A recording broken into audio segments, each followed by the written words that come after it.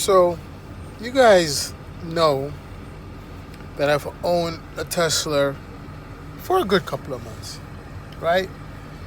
And I could tell y'all some great stories. Well, I did tell y'all some funny stories already from owning a Tesla, which I would consider great stories because, it actually made me smile and made me feel good to know that I own a Tesla. But not everything is peaches and cream. I'm gonna tell you some bad stuff I've experienced since I've had my Tesla. Now, I got my Tesla, I think on a Saturday, right? I guess you guys could remind me if it was a Saturday or a Friday. I don't remember. I think it was a Saturday, right? And on Sunday, I used my Tesla to drive my son to soccer practice, and I scratched the rim that Sunday. So I got the car Saturday, scratched the rim on Sunday, just like that.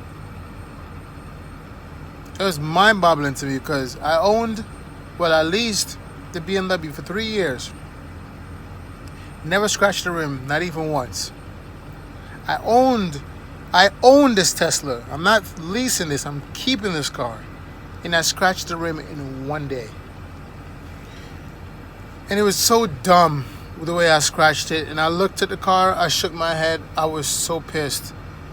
You know how it feels to have a brand new pair of sneakers or a brand new phone or anything brand new and you have like a little scratch on it or a little dent on it or something, and that joint just kills you because it's like you're constantly reminded of that mess up that you did.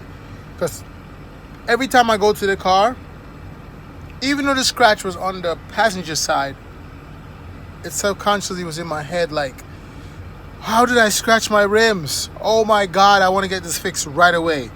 That's how I felt. All right? So that's one bad experience I had with my Tesla. Now, the next bad experience I had was I was driving on the service road by the highway. And while I was driving, I see the school zone sign, the light flashing, right? So when the light's flashing, you're supposed to only do 20. I was doing about, I would say like 50 before I seen the sign that says do 20 and it's blinking. So I know the school zone was coming up. I slowed down, swear to God, to like 30. Tell me why I'm doing 30 going and I see the cop pull up behind me and he's flashing his lights. So I'm like, let me move out the way so he could get around. Come to find out, he's like, pull over. I'm like, he's not talking to me. Pull over. I was like, looking at my rearview mirror, I was like, nah, there's no way this guy's talking to me because I was not speeding. So he told me to pull over here, go in the parking lot. So I pulled up in the parking lot. And I'm there sitting down, I'm confused. Right? So he comes up to my window, and he's like, sir, did you know what speed you was going? I was like, 30? He was like, no, you was doing 60. I was like, what? He was like, yeah, you was doing 60. So that already irked me, right? Because the messed up thing about it is, it's my word against his, right? Now, a lot of times when you go to the court system, if I tell this judge, listen to me, I wasn't speeding, all that stuff. If he says, yes, he was speeding, I clocked him at such and such, I feel like I'm losing because I'm losing a day of work to making money, and I feel like I'm going there to just make them give me the ticket in person and be like, you know what, yeah, you're going to pay this fine. You know what I'm saying? So I didn't want to argue with him. So I just made sure I was very polite. I was very nice to him and everything. So I looked at him and said, I was doing 60? I was like, no way. He was like, yes, sir, you was doing 60 and stuff like that. He was like, how's your license? I was like, my license is actually perfect. I don't have no speeding ticket, no nothing. My license is perfect. He was like, let me get your license, registrations, insurance card. I was like, no problem. I grabbed everything, gave it to him. When I gave it to him, he started talking to me like he was my friend. I guess he used his head on me and outsmarted me. Cause he started talking. He was like, these new cars, sometimes you're speeding, you don't realize you're speeding. And I was like, wow, this guy's really sitting here trying to have a casual conversation with me like everything is cool.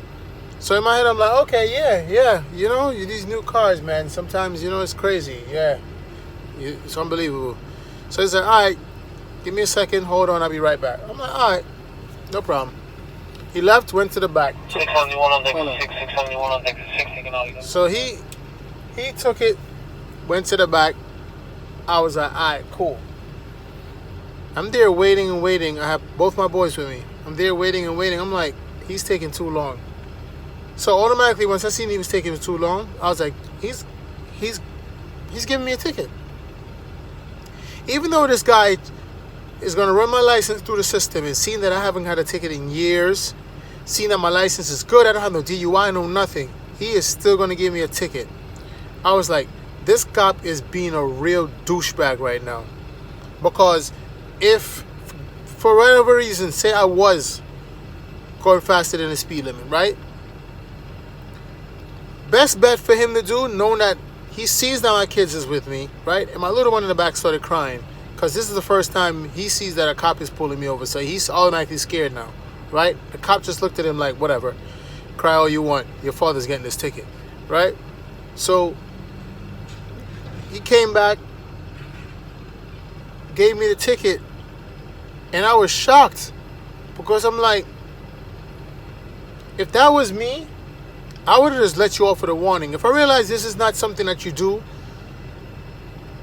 I'm letting you off with a warning. Like, listen to me, you was going above the speed limit, but do me a favor, just slow down for me, okay? Slow down. But nope. And this is why people always say, cops are trying to make their quarter, cops are douchebags and stuff like that, because he didn't care that my son was in the car crying. He didn't care that my license was clean. He didn't care that I wasn't a criminal or nothing. He didn't care about none of that. You know what I'm saying? So I took my L. I was like, whatever. So I paid a lawyer to go fight that ticket for me. So hopefully that works out. Next bad experience. One day I was running late for work. And my smart behind decides that, you know what, I'm going to drive straight up to the job, park across the street in the parking lot, and I'm going to ask one of the people that work like the overnight shift, and they're getting off in the next half an hour, to take my car back to the parking lot. So I see this girl, and I was like, hey, what time do you leave? She was like, hey, I'm leaving at 4:30. I'm like, oh, cool. I have my car in the parking lot. You want to drive it back? She was like, sure. So, of course, she don't know what kind of car I'm driving, because I don't make people know what I have. But when it was time for her to go get the car, I had to, the whole explanation of giving her the card, explaining how you get in the car, stuff like that, and had to try to monitor everything from the app, because I was on purpose trying to make sure she could do it herself. Because I could have did it from my phone. I could have unlocked the car from my phone. I could have started the car from my phone. But I want to do all that. I wanted her to actually follow step by step to see if she could get it, which is directions of putting the card by the B pillar, putting the card by the armrest, stepping on the brake, car starts. But I gave her the whole 4 steps. It took her a little time, but she finally got it. Right? Then she parks the car in the parking lot. I think the same day or the next day, I look at my rim. My back rim is scratched. And I think to myself, I'm thinking to myself, like, it has to be her, because where she parked next to a curb. So that means she probably drove in and scratched the rim. And it's like, and I was like, yo, I have no luck. I have no luck. So I have 2 rims scratched on the passenger side now, right? I got that ticket from the cop. And you guys already see that I hit a reindeer. Or a deer. I hit a deer. Okay? And now my car is gone for more than a month now. And it's crazy, man. This is why they tell you I don't praise materialistic things like sneakers, clothes, my car. I don't praise it, but I take care of my stuff. I clean my sneakers. I wash my clothes. I clean my car. Even if like every day I just give it a wipe down. I'm not sitting there wiping down the whole car, but it's just like my house. If I see something dirty, I clean it. That's what I do it. You know, I see the sink is dirty, I clean the sink. That's how I do stuff with my car. If I see something is dirty or it's getting dirty, I clean it. Instead of me having all of it to do in one shot, every day, if I'm doing something, it will make it much easier for me to keep the car clean. Make sense? Right. But those are some of my bad experiences that I had with my Tesla so far. I'm hoping that when I get my car back, everything goes well and I won't have any more issues. Crossing my fingers. You know, life is unpredictable. Anything can happen at any time.